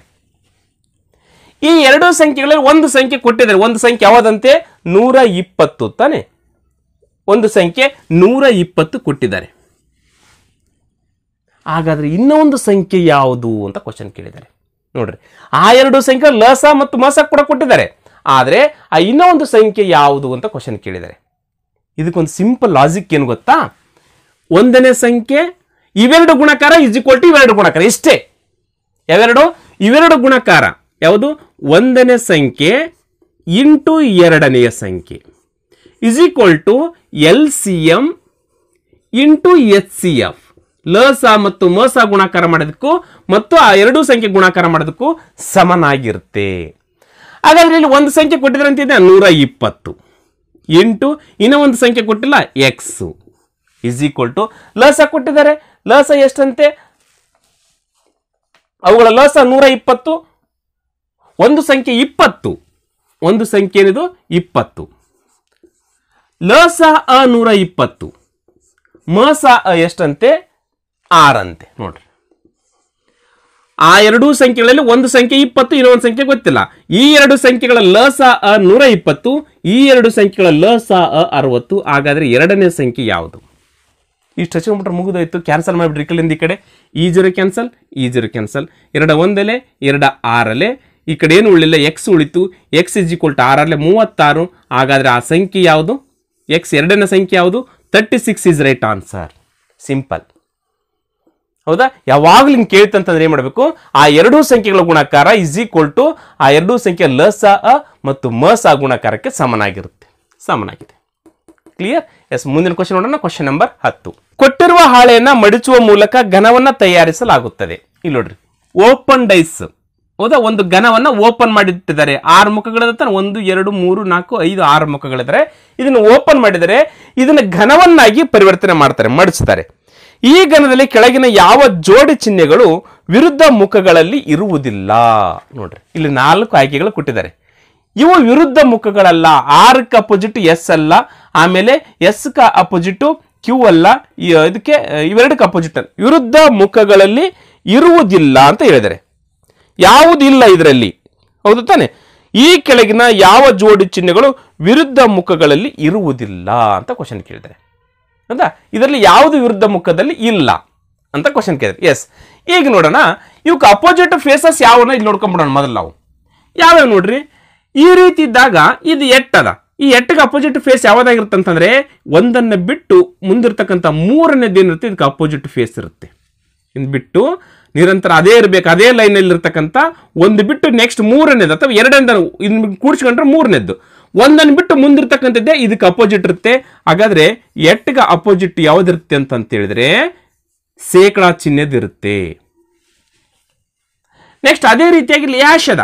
ಯಾಶ್ಗೆ ಅಪೋಸಿಟ್ ನೋಡ್ರಿ, ದೊಡ್ಡದು ಚಿಹ್ನೆ ನೋಡ್ರಿ ಯಾಶ್ಗೆ ಅಪೋಸಿಟ್ ಯಾವುದಿರುತ್ತೆ, ಯಾಶ್ಗೆ ಅಪೋಸಿಟ್ ಯಾವುದಿರ್ತಿ, ದೊಡ್ಡದಿರ್ತಕ್ಕಂಥ ಚಿಹ್ನೆ, ದೊಡ್ಡದಿರ್ತಕ್ಕಂಥ ಚಿಹ್ನೆ. ಹಾಗಾದ್ರೆ ಉಳಿದಿರ್ತಕ್ಕಂಥದ್ದು ಇದು ಡಾಲರು, ಇದು ಆಯಿಂಡು. ಹಾಗಾದ್ರೆ ಅವೆರಡು ಏನಿರ್ತವೆ, ಇವೆರಡು ಅಪೋಸಿಟ್ ಫೇಸ್, ಇದಕ್ಕಿದು ಅಪೋಸಿಟ್, ಇದಕ್ಕಿದು ಅಪೋಸಿಟ್ ಮೇಲೆ ಇವೆರಡಕ್ಕೆ ಏನಿರುತ್ತೆ, ಅಪೋಸಿಟ್ ಫೇಸ್ ಇರುತ್ತೆ. ಇವೆರಡಕ್ಕೆ ಏನಿರುತ್ತೆ, ಅಪೋಸಿಟ್ ಫೇಸಸ್ ಇರ್ತವೆ. ಮುಗೀತಾ? ಎಸ್. ಕ್ವಶನ್ ಈಗ ಅವ್ರು ನೋಡಿ ಕೇಳಿದರೆ ಏನನ್ನು ಕೇಳಿದರೆ, ಹಾಗಾದ್ರೆ ಈ ಕೆಳಗಿನ ಯಾವ ಜೋಡಿ ಚಿಹ್ನೆಗಳು ವಿರುದ್ಧ ಮುಖಗಳಲ್ಲಿ ಇರುವುದಿಲ್ಲ? ಇವು ವಿರುದ್ಧ ಮುಖಗಳಲ್ಲಿ ಇರುವುದಿಲ್ಲ. ಒಂದನೇದು ಯಾಶ್ ಮತ್ತು ಎಸ್. ಯಾಶ್ ಮತ್ತು ಎಸ್, ಎಸ್ ಅಲ್ಲ ಡಾಲರ್, ಐಂಡ್ ಮತ್ತು ಇದು ಮೊದಲದ್ದು ಏನದ, ಐಂಡು ಮತ್ತು ಡಾಲರ್ ಅದ. ಐಂಡು ಮತ್ತು ಡಾಲರ್ ಇಲ್ಲಿದೆ ನೋಡ್ರಿ.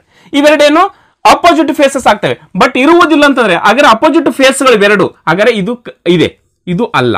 ಅವ್ರು ಇರುವುದಿಲ್ಲ ಅಂತ ಹೇಳಿದರೆ ಇಲ್ಲಿ ಇವೆರಡು ಅಪೋಸಿಟ್ ಫೇಸಸ್ ಇವು, ಐಂಡ್ ಮತ್ತು ಡಾಲರ್, ಹಾಗಾದ್ರೆ ಇದು ಅಲ್ಲ. ನೆಕ್ಸ್ಟ್ನೇದ್ದು ಯಾಶು ಮತ್ತು ಡಾಲರ್ ಯಾಶು.